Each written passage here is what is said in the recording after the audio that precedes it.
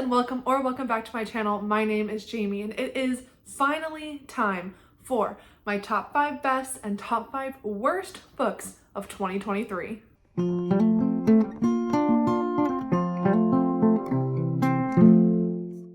Alright, we are going to start with the worst. We're going to put the worst books first so that we save the best for last. And in between, I do have a couple honorable mentions because I just cannot keep it to only 5 this year, which is honestly really great. I just want everyone to discover these books. And so it's my channel, I'm going to talk about them. And really, I had more books I could put on my honorable mentions, but we'll keep it to what I have here. Okay, getting into the worst. In the number 5 spot, this is going to be a controversial pick right off the bat. That is Nettle and Bone by T. Kingfisher. Now, before anybody freaks out about this, let me just say that I did put this lower on my worst list just because I don't actually think that this is a bad book. I just think it wasn't a great reading experience for me. I listened to this on audiobook and I really slogged through it. I just could not find it in me to care. I actually liked the beginning a little bit, but for some reason I was just not connecting with this book at all. This is my second T. Kingfisher that I read this year or in 2023, and both of them were just very middle of the road for me, but I think that I really wanted to love this, and the disappointment was just, it hit me really hard, and I just could not get myself to care about this story. This is a dark fairy tale, and it does feel very fairy tale-esque. It's a little bit of a quest adventure as our characters go through this magical kingdom trying to find a way to kill the prince who is currently married to our protagonist's sister, and she is in a lot of danger. So our protagonist is trying to find a way to kill this prince and save her sister. And there's a lot of things that I liked about this, but just the pieces did not come together for me. I found this pretty bland, just unmemorable, and I just didn't really care about anything going on. So unfortunately, this was a very low rating for me, but I don't think that I'm going to completely give up on T. Kingfisher. There's a couple in her backlog that I still have interest in reading. So while this is on my worst list, I don't think that it is a bad book necessarily. I just think it didn't work for me. Next up is another controversial pick, honestly. I feel like I'm just breaking hearts right out of the gate. That is No Exit by Taylor Adams. I read this very early on in 2023, and I don't remember that much about it other than it was not what I wanted it to be. I wanted this to be a high octane, super intense thriller, and some people do find it to be that, but I was just bored the entire time. I didn't care for our protagonist. I didn't really feel the tension that I was supposed to feel. It is more action-packed, and I was expecting more of a psychological thriller. I'm not the biggest thriller reader as it is, or I guess I should say I don't typically enjoy thriller books, so maybe this was kind of my fault for going after it in the first place. But when I do love a thriller, it is because of the mental aspect of it. It is our characters mentally and intellectually working through problems. And this just did not give me that at all. It's very much straight action heavy, and those just tend not to be my favorite things. So again, maybe other people will enjoy this, but I found the writing to be very bland. I didn't find it to be intense or really all that engaging. So yeah, this was a huge miss for me. Number 3 is The Cement Garden by Ian McEwan, and this one breaks my heart because I've loved Ian McEwan in the past. Atonement is one of my favorite books of all time, and I was really hoping to find another favorite from him, but this one was absolutely a miss. I really don't think that there's anybody that I could recommend this to. This deals with some very difficult subject matter. It's about a family of children whose parents have left them in one way or another, and that means that they are left to fend for themselves. And really, it is just brutal in all the wrong ways. Going off of my pure enjoyment of reading this book, it should actually be placed higher on my worst list because I pretty much had a terrible time with it start to finish. Thankfully, it's a short book. But the reason that I didn't put it at the absolute top is because I do feel like Ian McEwan was trying to do something with this book, was trying to say something. I just could not grasp what that something was. I do not know what he wanted me to gain from this story. I don't think I gained anything. And frankly, I wished I had not read it, and I will be removing this book from my memory immediately. Number 2 on my worst list, that is Starling House by Alex E. Harrow. Well, I feel kind of bad rating this over something like The Cement Garden, but the truth of the matter is that this did nothing for me. It made me actively angry while reading it. I wanted to love this because of the gothic nature of the story, but I had a difficult time with Alex E. Harrow's writing style. I felt that it was kind of overbaked and just the emphasis was not placed in the right parts of the writing for me. And I felt like the story was very, I don't know if messy is the right word, but just not the kind of tight, condensed, well-plotted story that I tend to like. It was very meandering. I couldn't really get a sense of who our main character was. I didn't care for the romance in here, and just everything seemed like it was kind of half-baked. This felt like a very YA story to me that was sold as an adult book, and I have a huge problem with that as well. So I think in general, just the culmination of everything about this really is getting at a problem that I'm having with the publishing industry recently. And so for that, it goes on number 2 on my worst list. And my number 1 worst read of 2023 was Romantic Comedy by Curtis Settenfield. Honestly, I would have DNF'd this if not for the fact that it was a book club book. And for that, we did end up completely reading it. And I just hated every single minute of this reading experience. I knew very early on that I was not going to like it. This book follows a writer for a television show. It's basically SNL, but it's a fictional version of SNL. And she is this older, kind of not like other girls character who has yet to find love, and she's pretty much decided that she would never find love, or she will never find someone who would love her, I guess is the more correct way to put it. And lo and behold, she meets this gorgeous, hunky, famous movie star, and they come together in this way. It's also set largely over the COVID-19 pandemic, and I feel like that was not marketed, or that's not well known, because that ends up being a large part of the book. And it's not that I would hate to read something set during that time, it's just what it did for the story and the way it impacted the story just made it a difficult reading experience for me. Also, for something titled Romantic Comedy, I found this neither very romantic or funny. It spends a lot of the first half in the SNL writer's room, and maybe it's just me because I have never really gotten SNL humor, but I did not find anything that they were talking about funny. I didn't find their sketch ideas funny. I didn't find our main character funny. And you know what? If you are gonna be a comedy writer, I'm sorry, but you have to make me laugh. And this was not funny at any point. And the romance was also, I felt very, very surface level. I did not think that this tackled any of the themes that this setup would lead you to believe is gonna be tackled. And so that was really difficult because I just could not figure out where we were going. The romance felt kind of shoehorned and weird and honestly unnatural, which is the exact opposite. You want your romance to feel in this situation. Well, honestly, pretty much any situation, but especially in this kind of book, which is supposed to be about self-confidence and growth and empowerment. And I didn't get any of that. I slogged through this, and once again, will be completely erasing this book from my memory.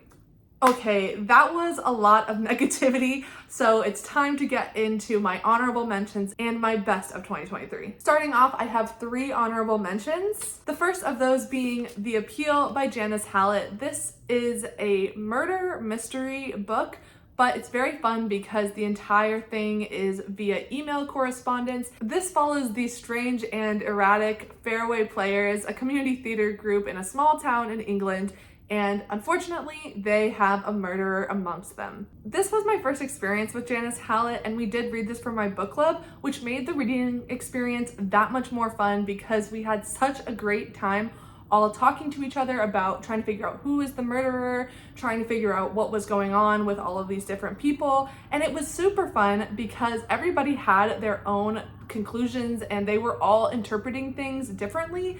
And that is what the joy is of this novel. Though this is a murder mystery, it was laugh out loud funny and the characters really jump off the page. We had so much fun reading this, and I highly recommend that you pick this up if you have not already.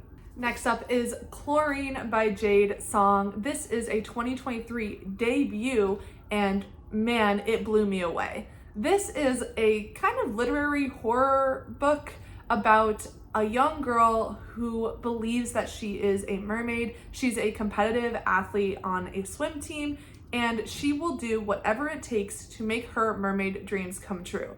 This is a super odd premise, and honestly, it's a very odd book. One of the reasons that it is on my honorable mentions list is just because of how odd and uncomfortable it is most of the time, but it explores a lot of great themes like personhood, identity, LGBTQ+ themes, bodily autonomy, and more. I absolutely love this, and it was the kind of book that once you read it, you just cannot stop thinking about it. I was stunned by this debut. And my last honorable mention, that is Looking Glass Sound by Catriona Ward. Wow, this was my first Catriona Ward experience, and let me just say, I was not prepared for the genius that is Catriona Ward. I know that some people didn't love this book, maybe because they were expecting something else from it, but I went in with zero expectations and I was completely blown away. This is marketed as a horror book, but I don't think it really fits into that category. I would say that it's more of a literary fiction with a touch of intrigue and suspense. And yeah, there are some horror-ish elements to it, but they are very, very downplayed. And more than anything else, this is a very intriguing writing experiment. It plays with form, authorship, and voice, and those are all things that I just eat up every single time they're in a book, and this was no different. I flew through this despite the fact that it is a very slow-paced book, so I would say that if you have a hard time with a very slow build, you're probably gonna have a hard time with this, but let me tell you that the payoff is so worth it. I loved the ending of this book, and I just cannot stop thinking about it. And now it is time to move on to my top 5 of the year. And again, these were actually so hard to choose. All of the books, the honorable mentions I've already talked about, plus some other books from 2023, I wanted to put them all on this list. So I did have to be a bit ruthless. These are really just my gut feelings. Like, these books made me feel so happy to be a reader in 2023. First up, we have The Walking Dead Compendium 3. So this was technically the only 5-star book that I had while reading the Walking Dead compendiums, which there are 4 of them. And this one was just an easy 5 stars. I absolutely loved this. But for the sake of this conversation, I will just go ahead and say that the entire Walking Dead series counts in my 5th spot. I'm giving this series as a whole 5 stars just because I absolutely loved my experience reading it. I had so much fun every second that I was with these characters. I'm sure you are well aware of what The Walking Dead is. This is a zombie apocalypse story made famous by the television show and obviously the very successful run of the comics. And I've been a fan of the show for a real long time, but had never even opened one of the comics. Maybe I read the very first one, but I wanted to dive into the comic version of this story, and I was not disappointed. I loved this so much. Like I said, the 3rd one is that true 5-star feeling for me, but the series as a whole is fantastic. If you have never been in this world, if you have never seen the TV show, I firmly believe that all of these books would be 5 stars. The thing that kept the rest of the books from being 5 stars for me was just because I pretty much already knew what was going to happen, or a lot of the story, but overall, it's just so amazing, and I had a great time reading this series in 2023. In the number 4 spot, that is The September House by Carissa Orlando. Well, if you have been on my channel in 2023, you have heard me gush about this book.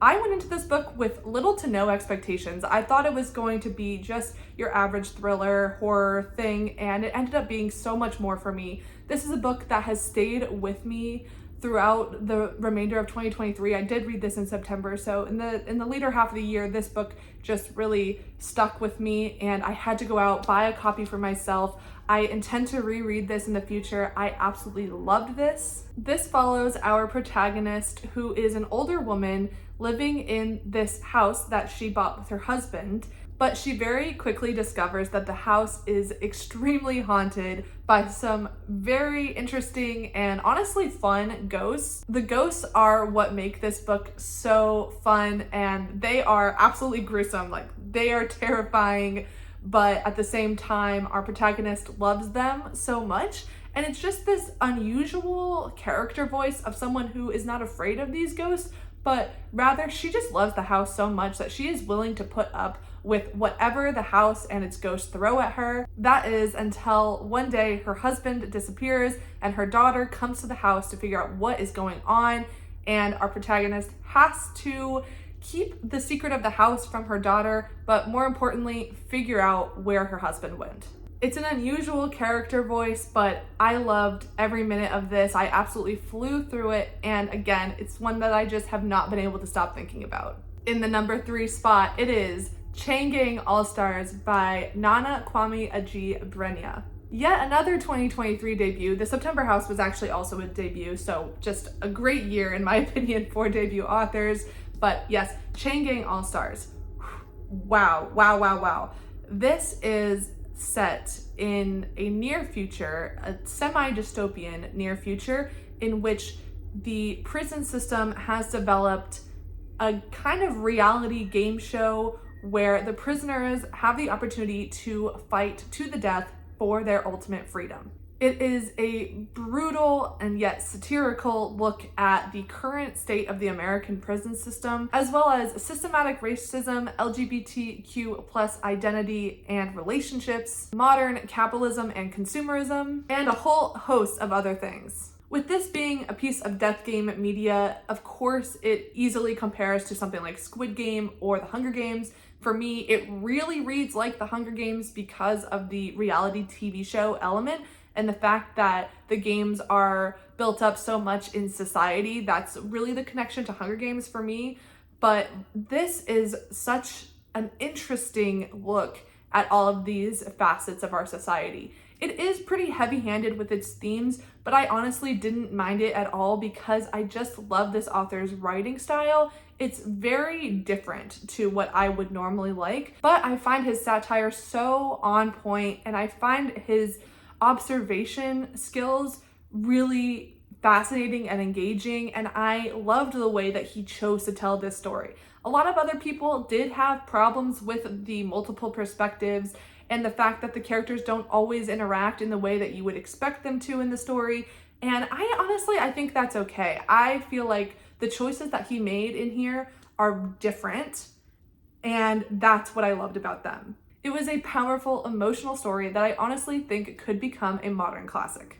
And our top 2, I went back and forth on these as well. Honestly, any of these in the top 5 at any given time could be rearranged. So I was trying to go with what my gut felt. In that number 2 spot, we have The Night Circus by Erin Morgenstern. Wow, I cannot believe it took me so long to read this book.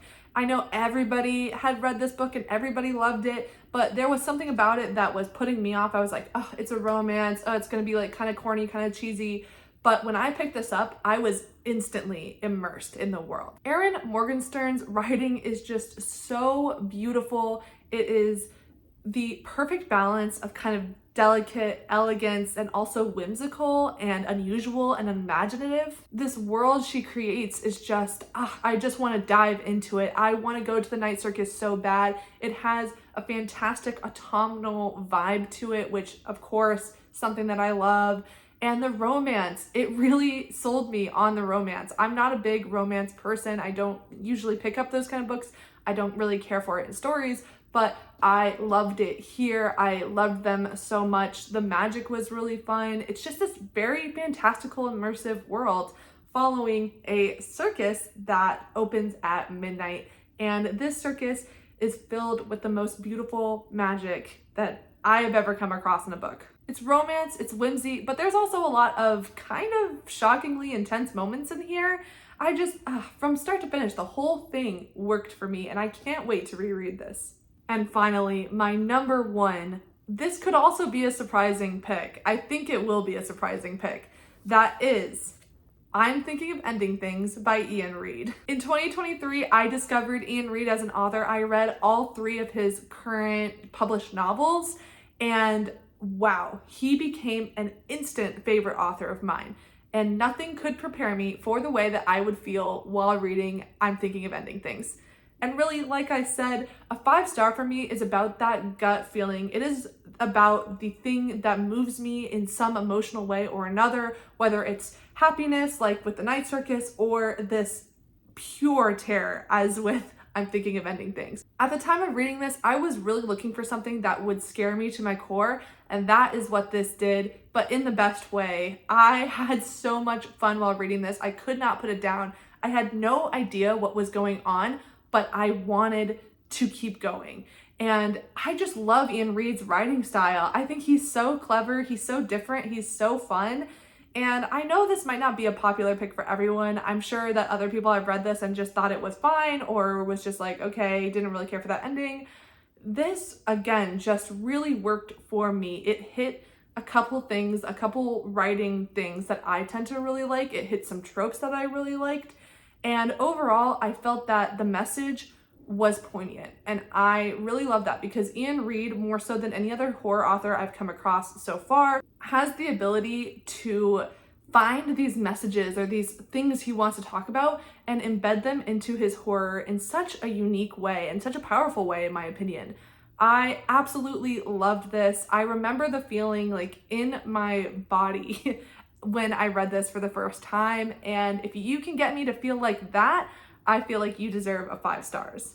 This was absolutely my favorite read of 2023, and I am so excited to continue to follow Ian Reid in the future. I can't wait to see what he does next. So there you go. Those were my top 5 and bottom 5 of 2023.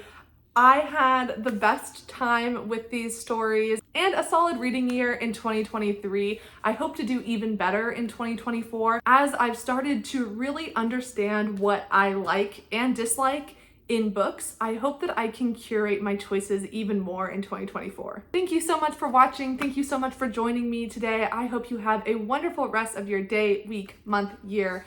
I will see you back here next time. Thanks so much. Bye.